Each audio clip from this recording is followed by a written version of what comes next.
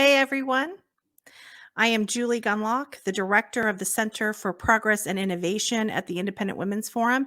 And today I'm going to be talking to David Clement. He is the North American Affairs Manager for the Consumer Choice Center. Hey there. Thank you very much for having me. Good. I'm glad to have you on. Before joining the Consumer Choice Center, which is a great organization, you all should definitely follow Consumer Choice on Twitter. I think you're on Facebook. I'll let you kind of give all the contact information in a minute. But I'm a huge fan of your work. As a mom, you guys do a great job of reassuring me as a consumer. So before joining the Consumer Choice Center, David was a research assistant to the Canadian Research Chair in International Human Rights. David has been regularly featured on the CBC, Global News, the National Post, Globe and Mail, and various other major Canadian news outlets. I love Canada, so welcome from Canada. Thank you. Recently, David wrote a report, a really great report. I urge all of you to read it, explaining the difference between hazard and risk. I'm not kidding you. This is a really big issue, a really big problem within the regulatory world, and something that a lot of people don't really understand the difference. So he examined how a hazard-based regulatory approach, he looked at that regulatory approach in 4 areas of manufacturing, and how that approach will mean fewer choices for consumers, lower quality products, and higher prices. So welcome, David. Thank you. Thank you. And thank you for your kind words about the report. It really is a great report. And the other thing is I find this actually a confusing issue. I mean, I write on these issues and I write on regulations. I actually do find it confusing. And one of the best parts of this report were your graphics. You had a bunch of graphics in there. So I have to tell you, like sort of someone who struggles a little bit with this issue, and I'm sort of embarrassed by the fact that I struggle with this issue. That was helpful. So, like the graphics. Well, I appreciate that. It's one of those things where it's totally fine and reasonable to be apathetic or maybe be uninformed on a lot of these big policy discussions in regards to hazard and risk. It makes a lot of sense. I mean, people are busy, and so my goal was just to try and break down where we've maybe lost our way on the policy front and how we handle, whether it be chemical policy or even cannabis policy. It really applies across the board, and so I'm happy to hear that the way in which we approach this helped make it maybe a little more digestible than some long-winded scientific peer-reviewed journal or something like that. Gosh, I don't, David, are peer-reviewed journal articles, are they long-winded or hard to read? Not you can't be serious, right? Well, look, they certainly are. Well, I will tell you one thing that IWF is known for, and I think that you are also known for, especially after this report, is taking really complicated issues. Every month we issue a policy report, a policy focus. We call them policy focuses, where we look at an issue, and instead of having a 30-page white paper, it's a 6-page paper. We include talking points. We don't actually include graphics. We may actually steal that from you, but it really is important because I think you and I can agree. Like, people are busy; they're not necessarily in the industry that we're in, and so they may not have an opportunity to look at these issues. But let's get right into it, okay? Into this report. What is the difference between hazard and risk? And I'll say this. I think those words, in many cases, people interchange them. They just they say them and they don't even think that these actually are different words. What is the difference? So a hazard, in the simplest terms, is when something can be dangerous. But a risk is the hazard multiplied by the exposure. And I'll give you a very funny example, one that really irritated me when I saw it, both headlines in Canada and the United States. And the headline was, Cheerios contains cancer-causing herbicide. And I can only imagine the havoc that would wreak on parents who are regularly buying Cheerios. So when you see that, that indicates that if I eat that product, I'm going to be in danger. But how we calculate risk as opposed to hazard, which is if something could be dangerous, So risk, as I said, is hazard times exposure. And so if you look at that particular example with Cheerios, I think you would have to eat more than your body weight in Cheerios a day for something like 30 years in order for you to actually, for the product to actually pose any serious risk to you or any risk at all. Yeah. And so when that's missing out of the discussion, or that's missing in regards to the headlines or how the media covers a particular story, that sends a wave of confusion through the market, and it often leads to really bad policy responses from government. Because I mean, I can understand if you're a congressman or congresswoman, you're sitting there, and a headline like that comes comes over your desk, you're probably going to want to do something about it. But when you dig a little closer and you actually look at the risk assessment of some of these more egregious headlines, really the first sentence of it should be, "But don't worry, because you'd have to eat your body weight of Cheerios every day for 30 years in order for this to be a problem." Unfortunately, it isn't. So that was part of the reason why I wanted to parse this out for readers, is just making sure that it's known that if we look at things from the hazard perspective only and we ignore risk, well, then we're going to have a lot of really bad policy made, and that's going to restrict the products that we like, the new products that maybe don't even exist yet, and it just really creates a long list of bad externalities. Let's talk about that sort of idea of not considering sort of exposure a little Mm-hmm. bit more.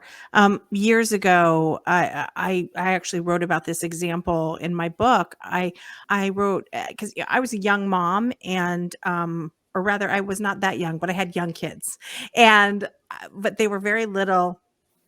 And I'd put a baby pool out in the backyard, and I'd put the hose on, and they'd drink from the hose. And I'll never forget, George Stephanopoulos was on. He was sort of subbing in, I don't know for who, and he said, it was the nightly news, and he said, tonight a very disturbing report about how garden hoses are made with plastic, right? Oh my gosh, they're not straw. I thought they were straw. Like, what are you talking about, right? And he said, and of course, it was one of these activist organizations that sent, a portion of a garden hose out to be analyzed. And oh my gosh, it has plastics in it and has all these chemicals in it. And I wrote about this. I thought George was going to burst into tears. He looked so upset, right? And so what I wrote about in my book is first of all, the child would die of a water overdose in order to Mm-hmm. get a toxic dose of that plastic, whatever Mm-hmm. chemical it was. Okay, and there's a million chemicals in a plastic hose, right? And so they would have to drink so much that their stomach would explode, or they would die of water overdose. This Yep. never came into the report. Okay, and then so the cost, of course, and by the way, this was about 15 years ago. It launched 1,000 hose companies, safe hoses, right? I mean, there is like actually a market for this stuff, right? For very nervous parents. And all I Yep. could think about was all those moms out there whose kids are enjoying a summer day, running around, in their diapers and outside and taking a sip of the water, and the mom freaking out and ruining that moment and being nervous. I mean, there are costs to this that go beyond, because of course this cottage industry sprung up of expensive natural hoses and all of this. And probably hose manufacturers, I mean, we might laugh at this, but there are costs, associated with this kind of stuff. But there's this unmeasurable cost, a cost that's really hard to measure, about how it scares people and it ruins days, and it makes, moms go out and buy more expensive products when they don't need to. So I think when you take this and you don't know the difference and you don't include exposure into that, it really trickles down to these very basic happy things. Yep. Yeah, I think that when you think of it in those terms, you realize there's a lot of costs to this kind of stuff. Yep, and we're seeing that play out right now in regards to the debate over PFAS, which Yep. are man-made chemicals, and there have been some legitimately scary examples, criminal examples of where there's been dumping from where these chemicals are used in the manufacturing process, and that's like really terrible. And if someone is caught doing that, they need to be prosecuted to the full extent of the law. But then what happens is you have someone like John Oliver dedicate a 25-minute segment to how all of these almost 5,000 chemicals need to be banned, which when it's framed in the way of using one really terrible example and then advocating that all of these chemicals be banned, you have to ask yourself, okay, well, what is the actual risk? So we need to, one, remove if there are instances of dumping, but where are these chemicals used? So, I mean, one very prominent example, which we recently at the Consumer Choice Center spoke with cardiothoracic surgeon and Congressman Larry Bouchon about, is that these chemicals are used to make things like heart stents and very vital pieces of medical equipment, which when used in that way pose no risk at all to human health. They're obviously a net benefit because they're being used to save lives.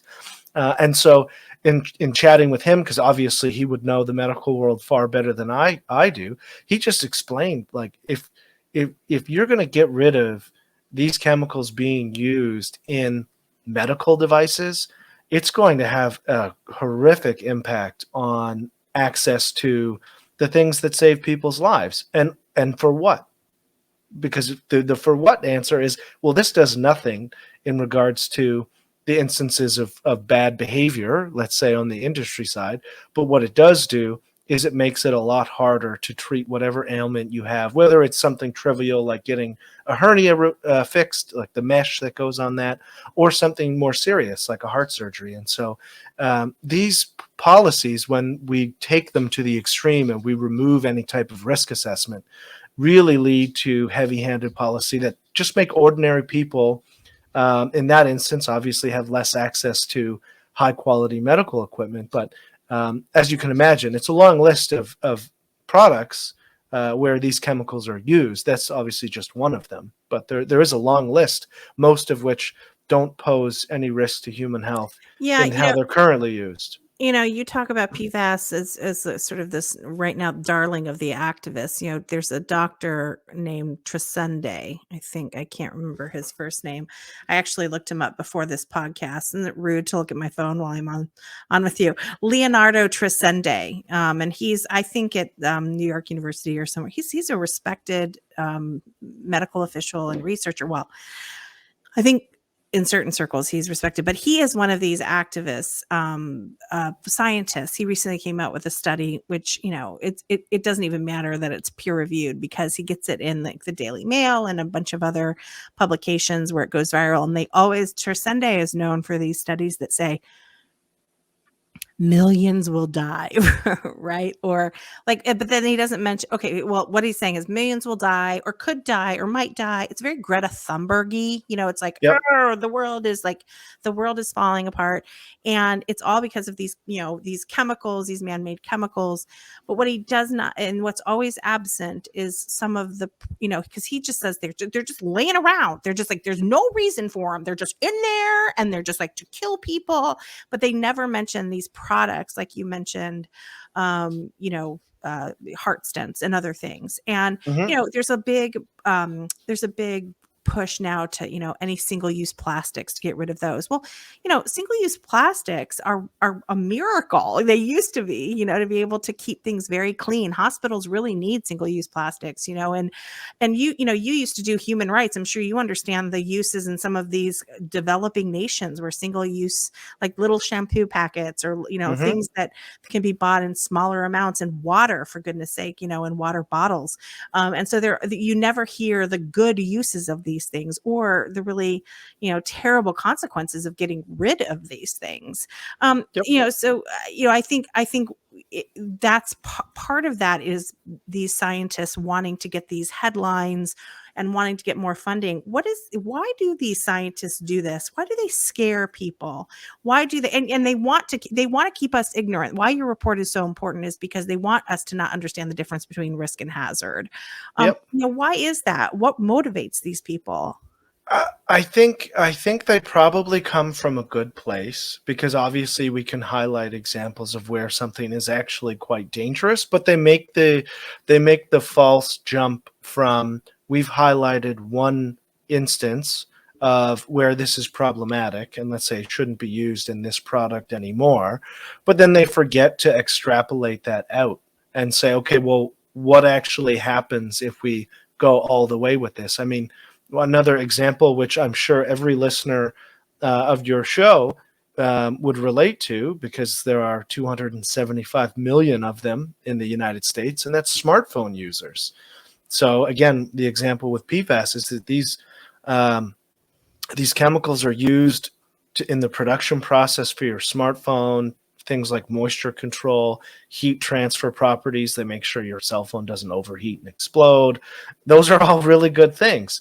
The cell phone in your pocket isn't going to get you sick or have any negative health externalities for you because of the way in which those chemicals are used in the production process. And so we have to say, okay, well, we may have identified that something is a hazard, but what is the risk? And in order to do that, you have to look at each use case, which ironically is what Canada is doing right now in regards to PFAS. They said, and I mean, I'm usually quite critical of the Canadian government and how they regulate things, but they basically said, okay, we're going to take 2 years. We're going to evaluate this on a use case basis. We're going to take a clean drinking water approach, which is obviously the right way because you don't want this stuff in drinking water.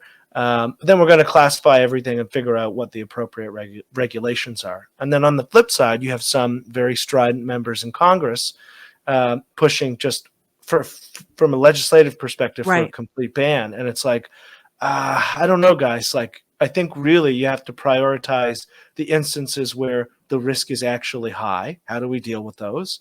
And we certainly should. But then if there is no risk or there's limited to zero risk, then I think we probably have to take a more hands-off approach in how we're dealing with this. And so that comes mostly from a cost-benefit analysis and an economics viewpoint. That is something that we don't necessarily see in the scientific community. I mean, we saw that, not to make this about COVID, because everyone's talked about COVID for the last 18 months, but there are all sorts of instances where, based on very scary projections, I mean, if you look at Australia, they're still arresting people for walking outside without a mask.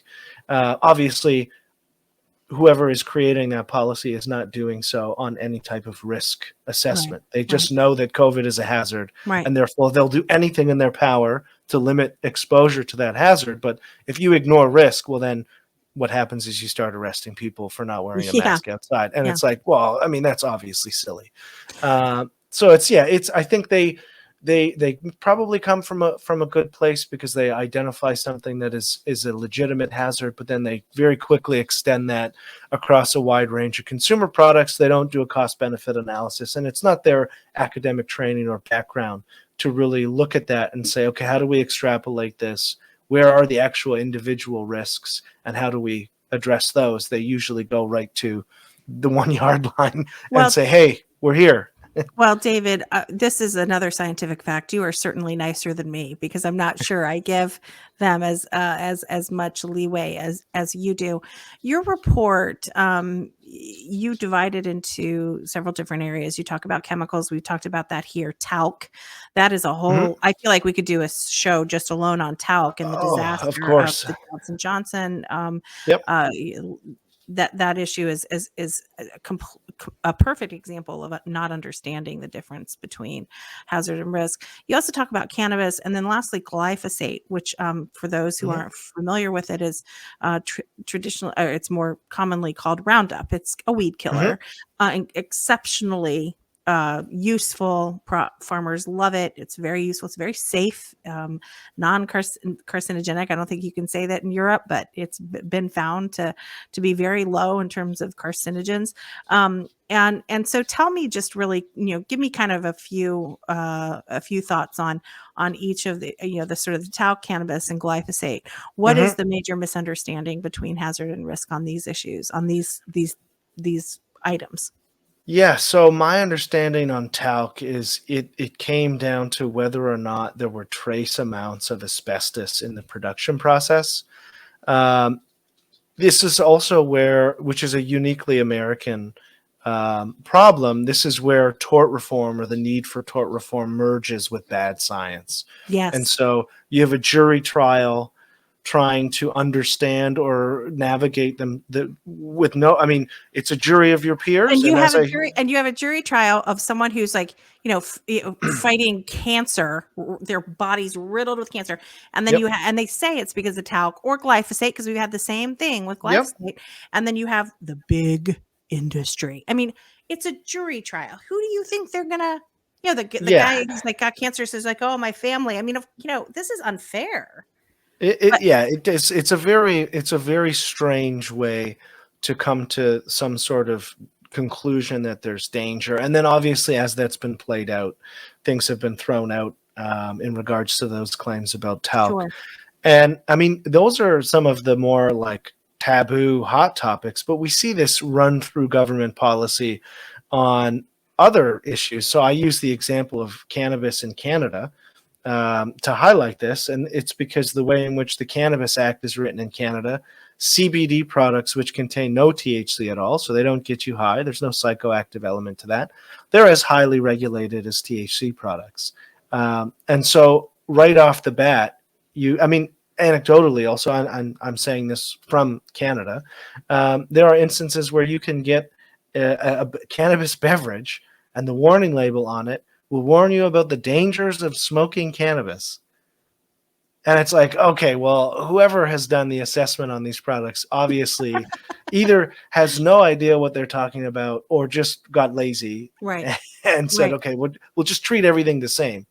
And so, I mean, you can hemp CBD products in states who still have cannabis prohibition have more open markets for CBD products than Canada, where it is legally recognized and federally Amazing, legalized. amazing. And so, I mean, I use that as an example just because it pulls it away. I mean, chemicals can be a little more of an intimidating subject, but I mean, the same goes for alcohol policy in some states. The same goes for how we treat uh, cigarettes versus vaping. I mean, another Oh, common oh, area where we yeah. get it wrong time and time again.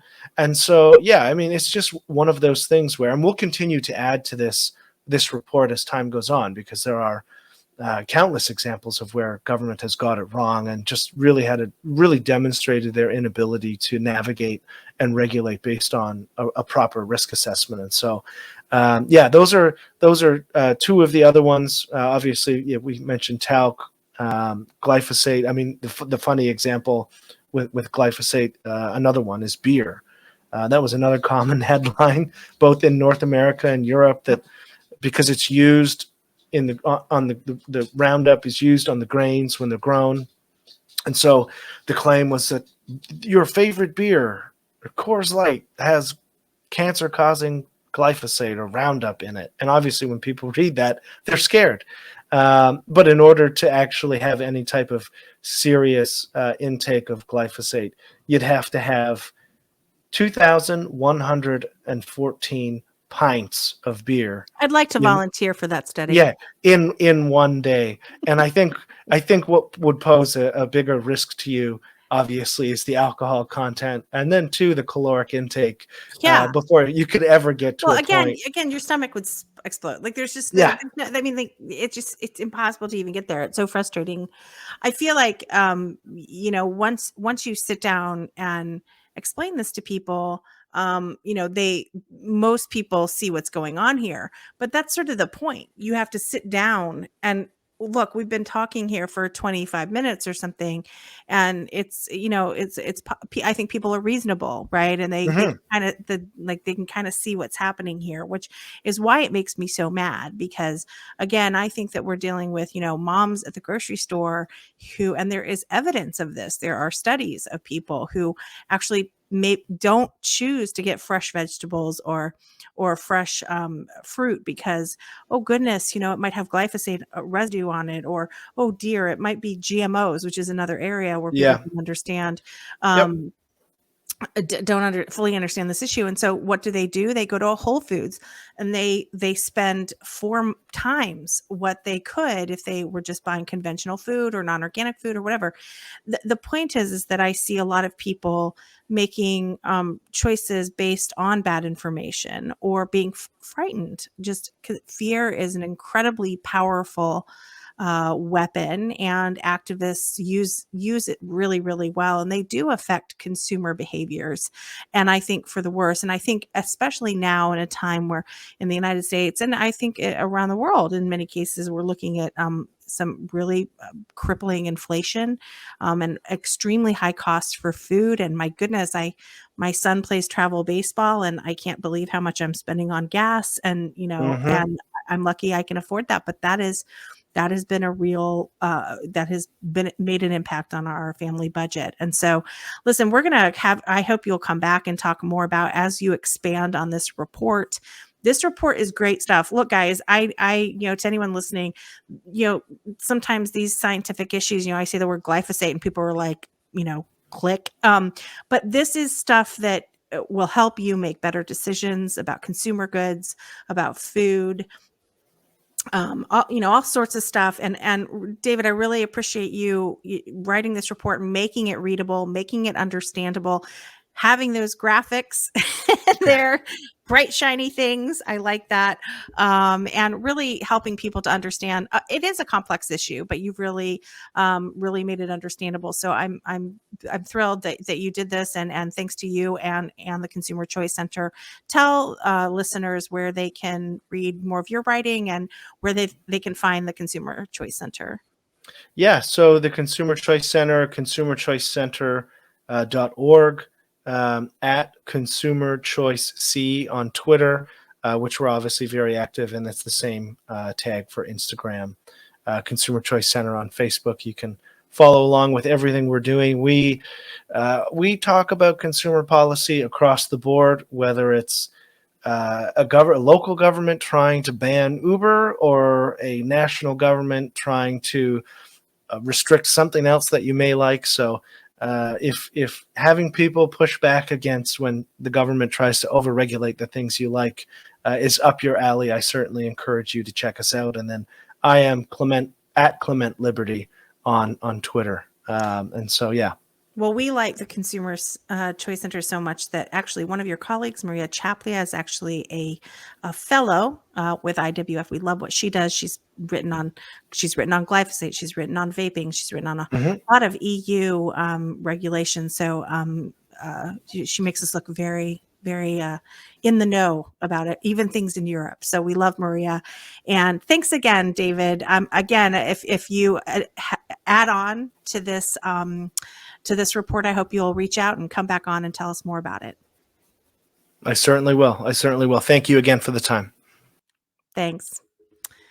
Well, I hope you all enjoyed that. I really do encourage you to read the report put out by the Consumer Choice Center. He mentioned where you can find it. And thanks again for joining us today on She Thinks.